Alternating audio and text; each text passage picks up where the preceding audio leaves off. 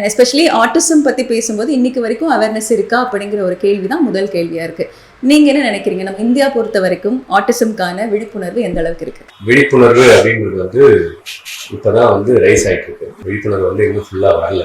கண்டிப்பாக அது ஏன் அப்படின்னா, ஆப்வியஸ்லி நம்ம கொஞ்சம் கன்வீனியன்ட்டாக ஒரு சில விஷயங்கள்லாம் அவாய்ட் பண்ண ஆரம்பிச்சிட்டோம். மொபைல் டிவி காமிக்கிறதுக்கான காரணங்கள் சொல்ல ஆரம்பிக்கும் போது அந்த அவேர்னஸ் கிராஜுவலாக கம்மியாயிருக்கு.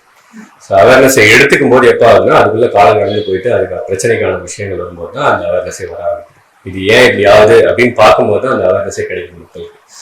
ஸோ ஒரு வியாதி வர்றதுக்கு முன்னாடி வந்தாலும் அந்த அவேர்னஸ் பேசிக்கலாம். ஸோ இந்த அவேர்னஸ் டே கொண்டாடுறதுக்கு, அந்த வேர்ல்டு ஆட்டிசம் டே கொண்டாடுறதுக்கான மெயின் விஷயமே ஆட்டிசம் அவேர்னஸ் இல்லை அப்படின்றதுக்காக தான். அப்ராட்லாம் பார்த்தீங்கன்னா இது ஒரு கண்டிஷனை அக்செப்ட் பண்ணிட்டு அடுத்தடுத்த லெவலுக்கு அவங்க போக ஆரம்பிச்சிட்டாங்க. ஆனால் நம்ம கண்ட்ரியில் பார்த்தீங்கன்னா இப்போதான் இது ஒரு கண்டிஷனாக பார்க்க ஆரம்பிச்சிருக்கோம். அக்செப்ட் பண்ணுறது வேற விஷயம். நான் அதை யூஸ்வலாக ஒத்துக்க மாட்டேன். அக்செப்ட் பண்ணுறது நாட் நார்மல். அதை நம்ம ட்ரீட் பண்ணணும், சரி பண்ண ட்ரை பண்ணணும், திரும்ப அந்த குழந்தைய நார்மலாக ட்ரை பண்ணணும். அதுதான் நம்மளுடைய கோலாக இருக்கும்.